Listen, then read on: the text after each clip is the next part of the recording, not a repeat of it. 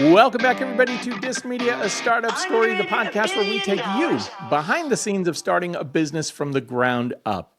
And today we have a guest who is going to help us understand a little bit more about leadership and behavior. He is somebody who has worked with several organizations to help them and their leaders become more effective.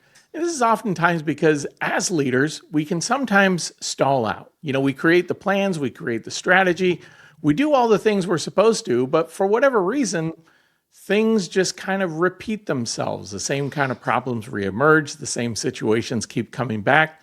And so our guest today has found some solutions and implemented those solutions with others he's worked with to kind of help us get past some of that stuff. He's the founder of Human Presence Institute, Sheppard Partners, and a professor at Holt International Business School, as well as World Bridge University. He's worked with I'm going to cut and go back. He's developed the Principled Negotiations and Compelling Partnership Framework and is author of Save Your Drama for Your Mama and the upcoming book, Seeing What Others Missed. His clients include folks like AstraZeneca, Pfizer, Genentech, and globally has worked with many more. Today, I'd like to welcome to our show Mr. Charlie Sheppard. Charlie, how are you? Fantastic, Ben. Well, you're making me feel good here. Love the intro. Well, thank you. And thank you for taking some of your valuable time and sharing it with us today. In the intro, I was talking about getting stuck as a manager, and you've done a lot of coaching in the behavioral space. Help me kind of understand a little bit of that bridge and that connection between how behaviors drive leadership. They're actually the easiest thing to measure, right? So if you've got an outcome that you want to create, that behavior is the most observable. You can see it or hear it. And so being a behavioral scientist, it lets me get to the things that's at the most pointy end of the spear. What a lot of people need to focus on, though, is not just the behavior, but what's the thinking behind the behavior, right? And that kind of gets to an aggregate of behaviors and the mental frameworks. And so if you're thinking through it through the lens of, if I'm going to deploy this behavior, and maybe it's one of asking questions, that's a behavior. I may need to do information question gathering, or I may need to do something that's figuring out the implications of something. And if I don't know the difference between that, then I don't have the mental framework or the competency of asking questions. Doing it effectively, like staying in rapport, turns it more into a capability. But then you can go on up, all the way up the level, which is, okay, what are my beliefs about asking good questions? What are my values about asking great questions? Who am I at the identity level of asking a question? And then you can even get into what's the somatic or the physiology of somebody that asks great questions. So it's interesting that you can have a behavior right down here and everybody can observe that. The harder thing is looking at the stack that's above it that actually makes that behavior effective. And so oftentimes in training, people will go, here's what an effective behavior is. And everybody's had the example, here's a behavior that went really well, and then here's a behavior, same behavior, but somebody deployed it in a way that just didn't produce the same type of outcome. It's because both the trainers and the individual getting trained may not have been taught the full stack about how to make that effective. Got it. So, when working with others, and I love the title of your book, the Save Your Drama for Your Mama. Yep. Is that kind of a tip of the hat to the fact that sometimes it's these, I hate to say aggressive behaviors, but just not transitioning well from how you behave outside the workplace to how you should behave inside the workplace? That research, by the way, the title of the book was somebody who's a marketing genius that actually made me change the title of the book, because originally it was going to be called Leadership is a Choice. And it was my publisher that said, Charlie, there were 100 book titles last year with the word leadership in it. This year there'll be another 100, and next year there'll be 100. And then he pointed out something that was really important. He goes, people don't buy business books, they buy business book titles. And it was like one of those things where I just went, oh my gosh. So I went and I had always contrasted drama with leadership. So if you think back to, and when I was first taught leadership, it was here's what a manager is and here's what a leader is. And that was the contrast. As a behavioral scientist, the behaviors of good managers and the behaviors of good leaders were very similar behaviors. So for me, it didn't create a great contrast. So I started looking at, well, what really is the difference between somebody who's effective and ineffective at deploying various behaviors? And it's the whole pattern of the drama triangle versus the leadership triangle. So the name, Save Your Drama for Your Mama, was a catchy way to be provocative and right to get people to pick up the book. And it was marketing genius. It's like, I can't tell you how many people have said, "Oh yeah, you're the guy that wrote the Save Your Drama for Your Mama," right? It's a alliteration, right? It's a way of capturing people's attention. Yeah, I get that. You know, something you said there, kind of like the way that you position that, is that the behaviors between a manager and a leader are similar. And so that's what makes them effective. And, you know, oftentimes when I teach, I talk about how, you know, management is very tactical, leadership is very strategic. Can you give me a little more context around the behaviors that both exhibit that do well? So say you're a manager and you're managing something tactical or you're managing something that is strategic. In both cases, I would suggest that if you're going to be managing something tactical, you actually have to be really good at either communicating and also listening, right? Did you hear what I've just directed you to do? And then being really clear about telling you what it is I want for you to do. Those are very tactical things. On the other side of it, you've got to be able to listen. Hey, what are the problems we're currently addressing? And how can we figure out what the right strategy is? Here's what the right strategy is. It's listening and communicating. So at the behavioral level, what a manager's doing and what a leader's doing is very similar in nature. Now, they might be creating a different mental model. If it's tactical, I have to be doing something that's great coaching maybe right then. Or if it's strategic, I'm actually thinking through the best opportunity of leveraging our resources. But whether you're communicating it, and this is what I mean at the behavioral level, they're both good listeners and they're both good communicators, right? So it doesn't make it something that's a great distinction between the two, at least I found. And so the better contrast for me was the patterns of drama, right? Drama gives me a great opposite to leadership. And when I talk about drama, the bottom of the drama triangle is the victim role. And these are people that take energy out of the environment versus the visionary who puts energy into the environment. And that is a powerful contrast. If I've got somebody who's a rescuer versus a coach, that's a contrast. If I have somebody who's adversarial versus being a catalyst. So I've got great at a behavioral level, but also at a thinking level, which gets into, for me anyway, as an educator of leadership, I needed to have a better contrast to convey to people the patterns of leadership. Interestingly, the patterns of drama come as standard equipment with every human being. Leadership's optional. And so it gave me a stronger foundation to work from. And it also let me go into organizations and culture and create a lot of drama immunity. So how do you make yourself immune to the patterns of drama?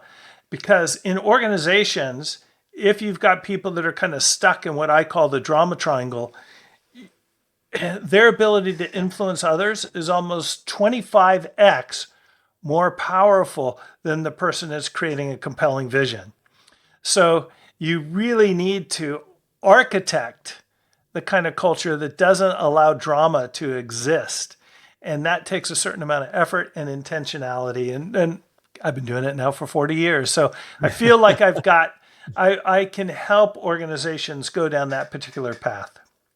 As you talk about that, I think about those situations where there's a lot on the line, there's a lot of pressure.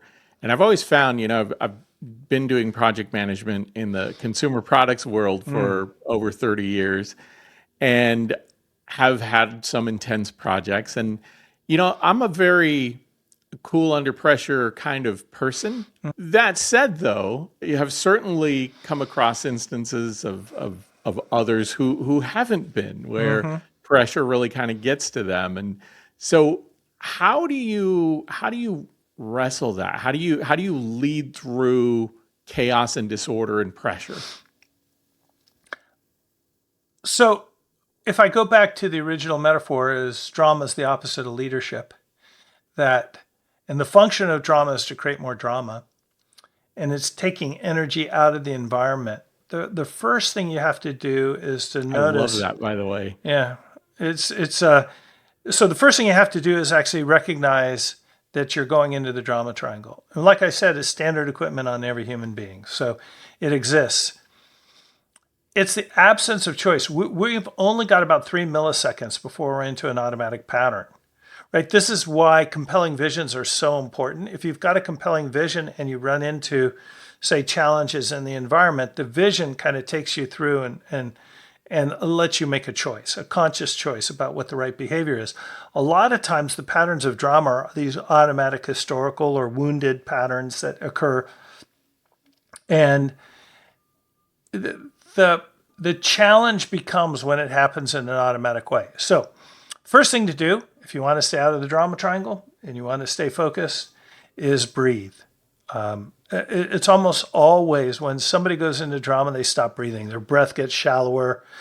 So if you can just take one of those belly breaths, it opens up the capacity to actually have more cognitive capability to go, is this the choice? This is the best choice I can be making right now. And I actually have some compassion for the other individual. Is this the best choice they can be making right now? And a lot of times you go, well, this is how I can have a lot of compassion for people, is I can just sit there and say to myself, they're doing the best they can with the resources that they have. So I don't join them in their frantic state, right? They're doing the best that they can with the resources that they have. And if I join them in their state, remember the function of drama is to create more drama. They've got me in to go in the drama triangle. So my job is to sit there and go, okay, they're doing the best they can with the resources that they have. What can I do to guide them out? And there's a number of behaviors that you can ask. And I can sit there and go, hey, Ben, and watch what this does. I can sit there and go, hey, Ben, you're usually so bright, so present, so capable. And that's not what I'm experiencing today. What's going on for you?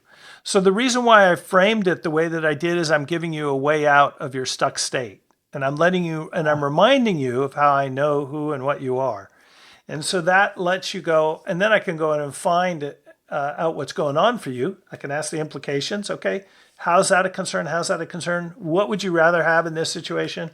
What new choice can you make? It's a very elegant way of helping somebody else out. Because here's the thing about drama. It takes 2 or more people to create drama.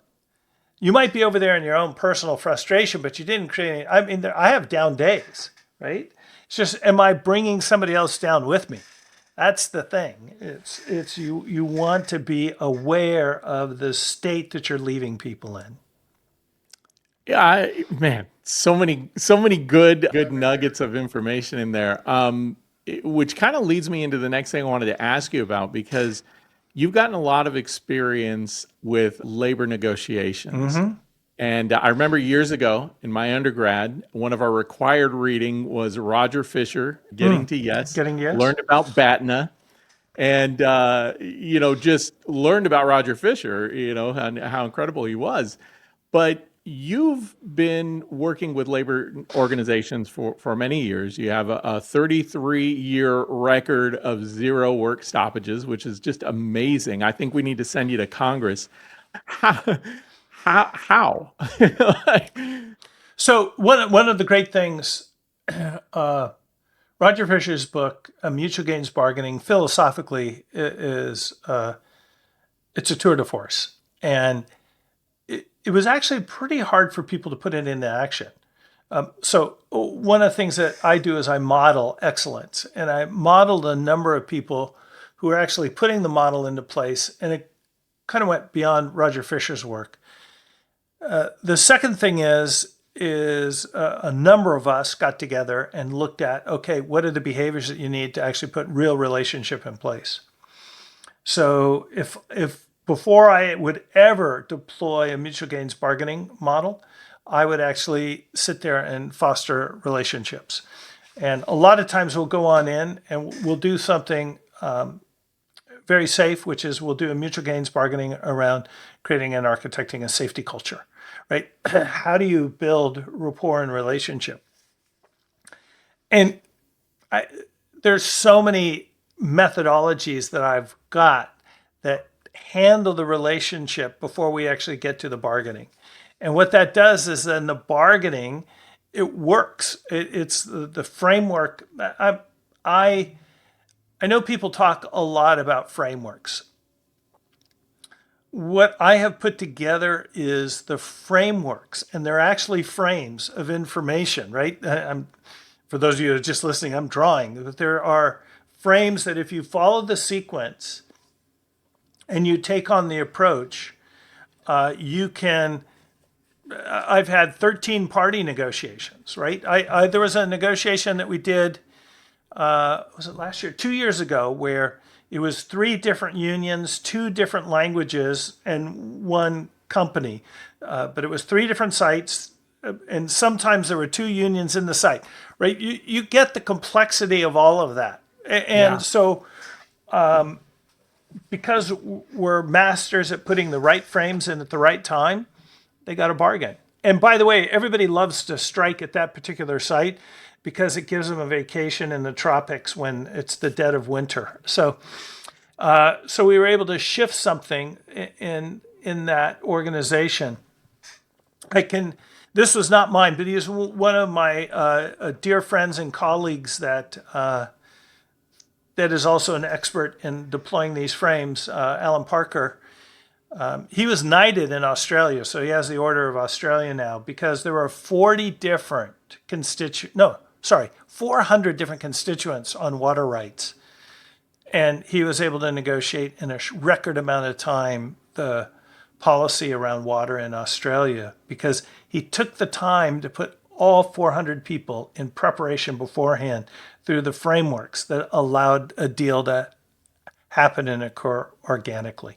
So it's cool. I would suggest that if you have challenges with bargaining, that we can help you get over the finish line on that. Something that I was thinking about is, so you've got frameworks to kind of address the problem, and I'm sure you've got more than a few tools in your toolkit there. But as you've worked with different leaders, managers, different situations along the way, have you recognized any patterns that are kind of typical that get people going in the wrong direction? I hate to say get them in trouble, but maybe even a little bit of that too. I would say yes. What's happening more and more, it's a pattern and a trend, is the difference between internal and external locus of control.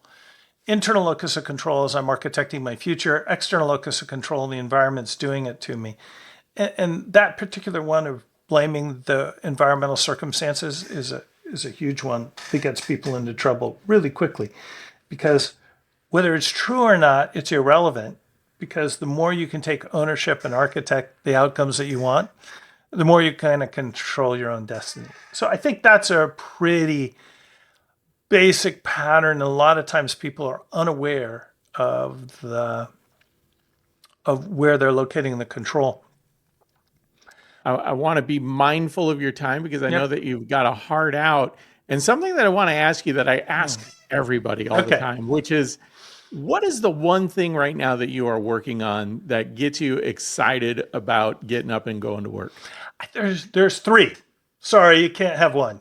So I just have the first proof copy of The Path of Light, which is my first children's book, which is helping parents put their kids into a great state before going to bed, and helping kids go to sleep. And so anyway, I'm just so excited. It's imminent. I'm gonna run a Kickstarter.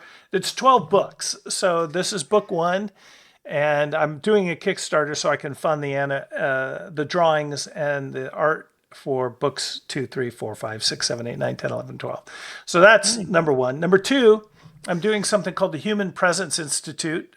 We're going to have our inaugural session. It's free if anybody's in the San Francisco Bay Area, May 2nd and 3rd at the Lodge at Tiburon. But human presence is one of the things that I think is missing.